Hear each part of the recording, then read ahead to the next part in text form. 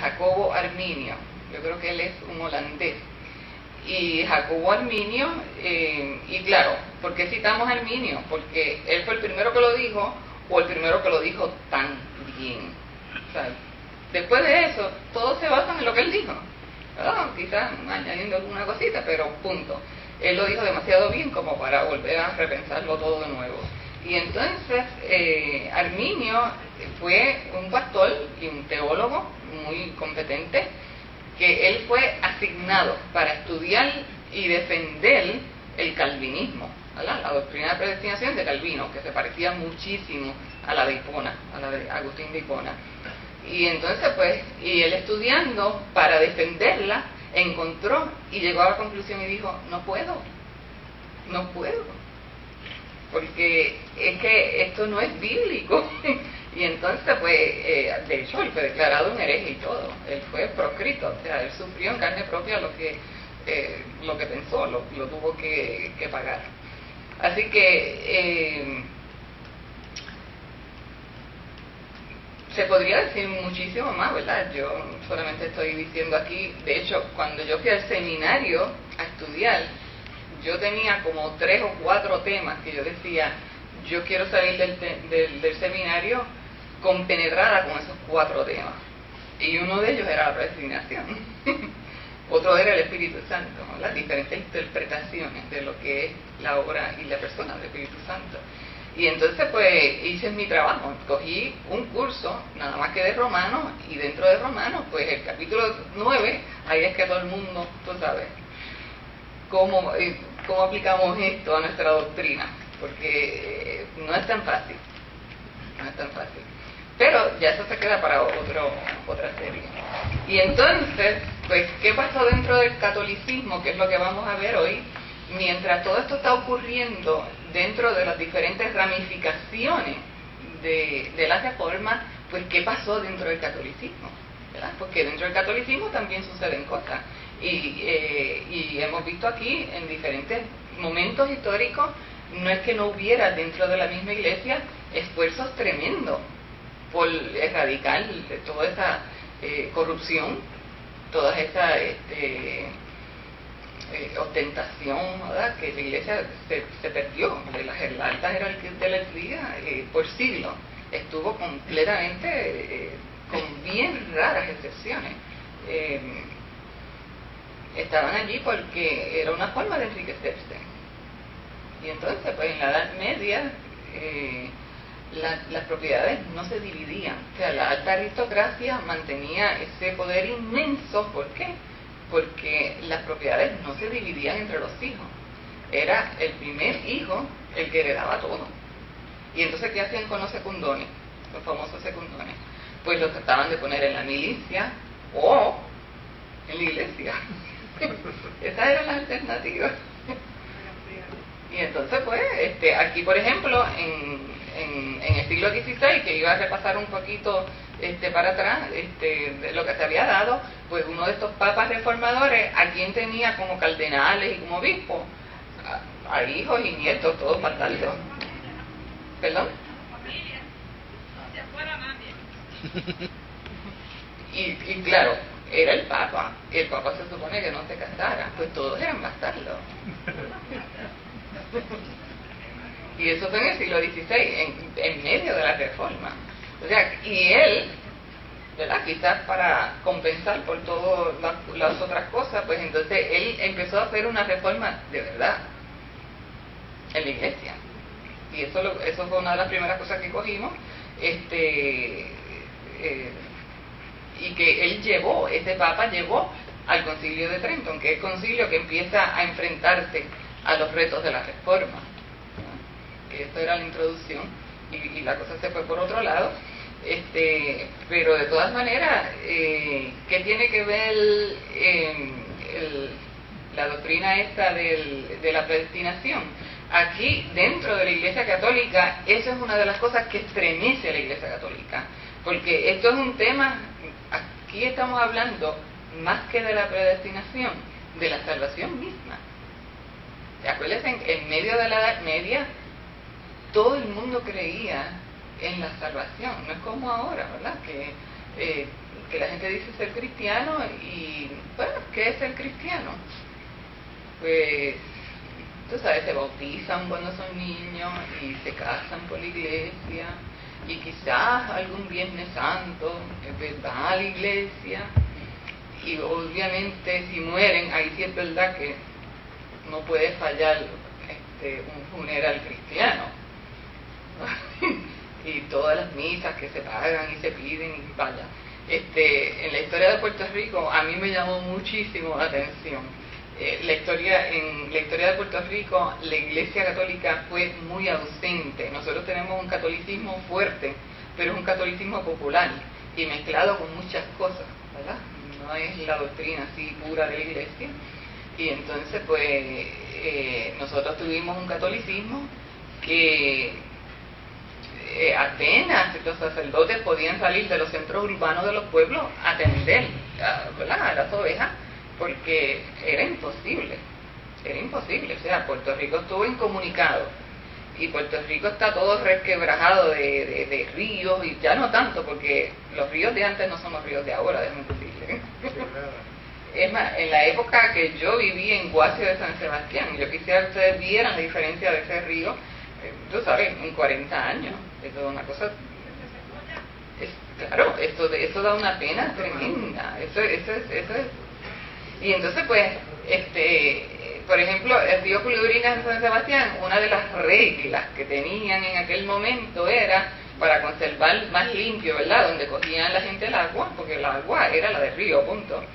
Y entonces pues una de las reglas decía que las mujeres no podían lavar a menos de 10 metros de la orilla. Contra 10 metros jamás tiene ese río ahora. O sea, yo digo, Dios mío, pues ¿cuántos metros tendría en aquel momento? O sea, no es lo que son ahora. Y entonces pues Puerto Rico estaba todo, ¿verdad?, resquebrajado por ríos, por quebradas, por caños, y no había camino. Los españoles sencillamente no invirtieron en camino. Y caminar de un sitio a otro era terrible, o sea, era mucho más fácil, mucho más rápido ir de San Juan a Ponce tomando una goleta. O sea, ni siquiera había la número 1. La número 1 se construyó casi al final del régimen español aquí. Y el tren fue bien tarde también.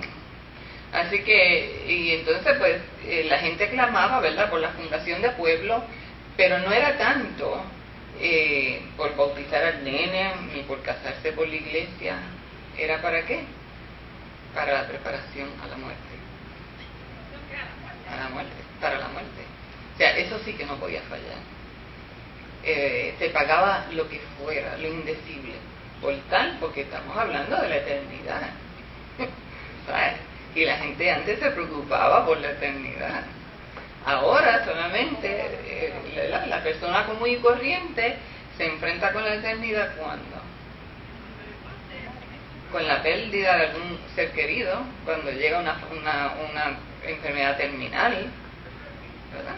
Y entonces pues se trata de hacer lo que no se hizo en todo el resto de la vida. Y Dios es tan misericordioso, como dijo el predicador el domingo pasado, que en la hora 11, ¿verdad?, cuando se arrepiente el delincuente que estaba al lado de Jesús, Jesús le dijo, hoy mismo estarás conmigo en el paraíso. Esa es la misericordia de Dios. Y entonces algunos de nosotros nos molestamos. Ya, porque yo pasé tanto trabajo. Todo lo contrario, vivimos pegaditos al Señor, tenemos el privilegio de vivir pegaditos al Señor. Bueno, entonces, ¿por qué digo todo esto? Porque era bien importante, o sea, estaba la vida entera sujeta a la salvación. Todo esto, ¿por qué? Porque hay que asegurar la salvación. Y entonces, pues, la predestinación, imagínense, cómo la gente abordaba esto, cómo se recibía esto, era como si estuviera en juego la salvación de uno. Y entonces, uno de los temas que dentro del catolicismo pues que esto es influencia directa de la reforma, ¿verdad? Que la reforma revive el tema de la predestinación. Y hermano, no es el tema de la predestinación en sí, es el tema de la salvación, ¿verdad? Porque ¿qué incita la reforma? Que es por gracia, ¿verdad? Ese es el punto, que no hay forma de comprar la salvación, que es por gracia. Entonces esto toca, ¿verdad?, estremece la doctrina de la Iglesia, de si es o no predestinación lo que tenemos. Y hay un señor aquí que se llama a ver si me acuerdo, lo tengo aquí, Cornelio Jansenio, y ese señor se dedicó por años y años y años a estudiar a Agustín de Hipona, los escritos, que esos son enciclopedia. O sea, esta gente de antes no tenían distracciones como nosotros, que cualquier cosa nos distrae. Estos estaban dedicados por completo. Y a veces se memorizaban libros completos, literalmente. Y la Biblia la conocían de memoria. A nosotros se nos hace muy difícil, igual que hemos perdido las capacidades físicas que tenía el ser humano, como en una época donde todo se hacía ¿verdad?, manual, donde todo requería una fuerza. Podríamos comparar, no en aquella época, podríamos empezar a comparar con los íbaros puertorriqueños que estaban todos anémicos, pero que eran fibrosos, hace 40 o 50 años atrás, para ni mencionar los trabajos que tenían que hacer antes, cuando no había ninguna máquina, ¿verdad?, que todo era a mano. Y entonces, igual que se perdió esa capacidad física, también se perdió una capacidad mental. Hasta no hace mucho, las escuelas, en todas las escuelas del mundo entero, ¿verdad?, enfatizaban mucho la memoria. Y entonces, pues, de un tiempo para acá, lo que se enfatiza es el análisis, ¿verdad?, la lógica, el razonamiento. Pero entonces perdimos una gran herramienta. O sea, a beneficio de esto, lo que hicimos fue perder una gran herramienta. Pero mi mamá, ¿verdad?, sabe recitar poesías completas, incluso poesías de poetas como Rubén Darío, y se las saben hoy casi como se las sabían, se las aprendieron en primer grado. Y entonces, pues, esta gente tenían una increíble ¿verdad?, facilidad, porque no había nada escrito. Acuérdense que lo escrito era solamente de unos bien pocos, y todo lo que se aprendía era de memoria, todo. Así que sí, se sabía en la Biblia prácticamente de memoria. De hecho, hoy estaba repasando, no lo tengo aquí, algo que yo había sacado de otra fuente, y entonces este predicador católico, ¿verdad?, él le gustaba en todos sus sermones